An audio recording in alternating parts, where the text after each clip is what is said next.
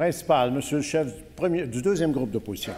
Oui, Monsieur le Président, on apprend ce matin que la croissance économique au Québec pour le mois de juillet a été négative. Quand on regarde depuis janvier, Monsieur le Président, il n'y a eu aucune croissance économique. Depuis janvier au Québec, là, c'est 0 %. Donc, Monsieur le Président, après 1 an et demi au pouvoir, le premier ministre n'a toujours aucun plan pour sortir le Québec du 57e rang sur 61 États pour sa richesse par habitant. Et, Monsieur le Président, hier, le premier ministre a refusé de s'engager à ne pas augmenter la TVQ. Il a même traité ça à la légère, comme si ce n'était pas un débat sérieux. Monsieur le Président, c'est clair que si le premier ministre décidait d'augmenter la TVQ, il y aurait un impact négatif encore plus important sur l'économie parce que déjà, le Québec a une taxe de vente plus élevée que ses voisins. Je le rappelle, le Québec a une taxe de vente, la TVQ est à 9,9 %. En Ontario, c'est 8 %.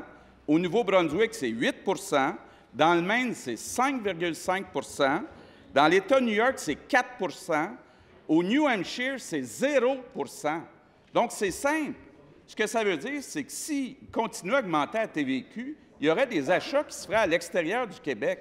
Donc, est-ce qu'il peut mettre fin à l'incertitude et aujourd'hui s'engager à ne pas augmenter la TVQ? Monsieur le Premier ministre. Monsieur le Président, plusieurs mélanges dans la question du député. Il y a au moins 3 ou 4 sujets qui ont été abordés. Je vais quand même commencer par lui dire d'être prudent avec des rapports mensuels, que le Québec est le seul à produire dans tout le Canada. Il y a eu effectivement une croissance négative de 0,3 % en juillet, qui le mois précédent avait été positive de 0,6 % et la croissance cumulative à date est de 1,3 %, ce qui est bien sûr en direction, on l'espère, de l'objectif révisé par la plupart des observateurs du milieu économique. L'Ontario également a vu ses perspectives de croissance réduites. Maintenant, ce que l'article que j'ai lu ce matin exprime, ce sont des préoccupations qui sont également les nôtres. Maintenant, je vais lui dire qu'un jour, le ministre des Finances lèvera dans cette Chambre pour parler de fiscalité, et ce jour n'est pas aujourd'hui. Cependant, quelles sont ses préoccupations? D'une part, exactement ce qu'il dit. Je ne sais pas pourquoi il prend la peine d'énumérer des chiffres que tout le monde connaît. D'autre part, Monsieur le Président, le fait que M. Trudeau, le nouveau premier ministre élu du Canada, a annoncé son intention de procéder à des changements majeurs de la fiscalité. La prudence la plus élémentaire, Monsieur le Président, nous amène à attendre de connaître le détail de ces mesures, l'impact qu'elles auront sur les contribuables du Québec, les différents niveaux de revenus, sur les finances publiques du Québec, avant, compte tenu de l'instabilité de l'économie mondiale, d'aller plus loin dans quelques réformes fiscales majeures que ce soit, surtout aux dépens de la TVQ.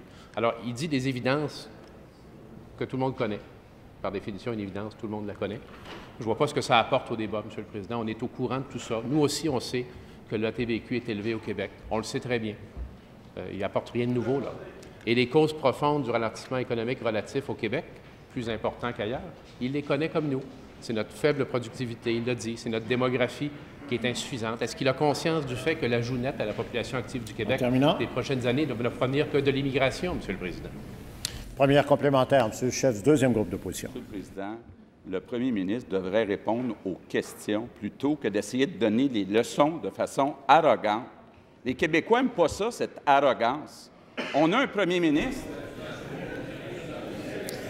Monsieur le chef de l'opposition, je voudrais vous demander de retirer vos propos. Ils sont évidemment contraires à notre règlement.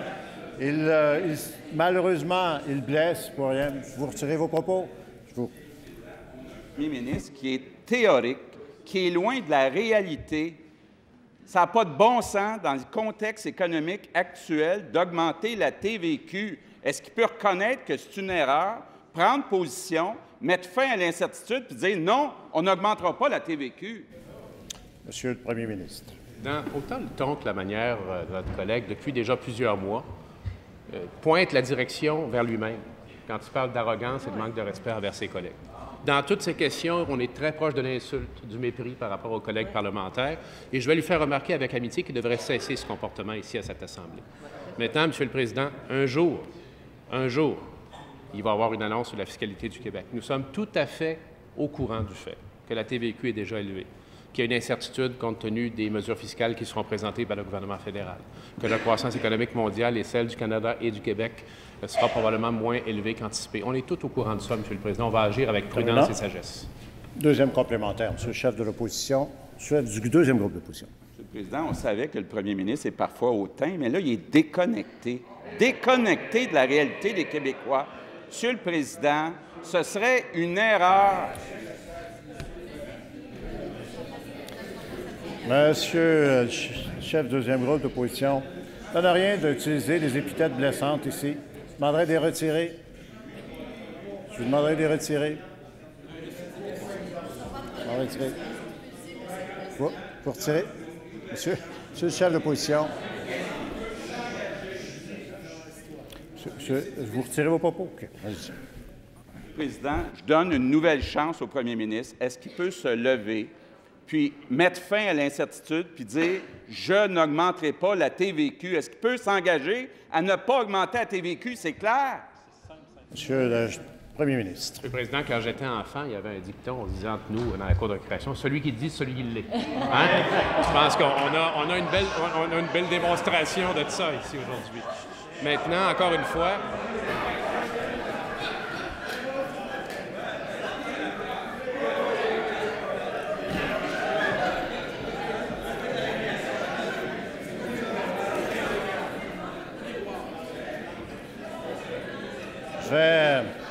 je vais être obligé de vous priver de récréation, là. Je vais être obligé de vous priver de récréation. Peut-être que celui qui dit, c'est celui qui l'est, mais ce n'est pas exactement la philosophie qu'on devrait avoir dans cette Chambre ici. Et je vous le dis, Monsieur le Premier ministre, je ne peux pas accepter ce propos-là non plus. Alors, je vous demande. Moi, je suis pénétré du respect envers tous mes collègues de cette Assemblée. Maintenant, Monsieur le Président, je vais lui dire, c'est toujours la même habitude, Monsieur le Président, lorsqu'il doit y avoir une mise à jour économique ou financière, lorsqu'il doit y avoir un budget, c'est le jeu normal des oppositions de faire dévoiler des mesures fiscales avant le jour où elles sont annoncées. Ce jour-là n'est pas aujourd'hui. Ce que je veux rappeler, cependant, c'est que la création d'emplois s'est faite au Québec, elle continue. Et je vais rappeler également que notre objectif, qu'on va poursuivre, c'est de baisser le fardeau fiscal des Québécois afin que les Québécois et les Québécoises aient plus d'argent dans leur poche, Monsieur le Président.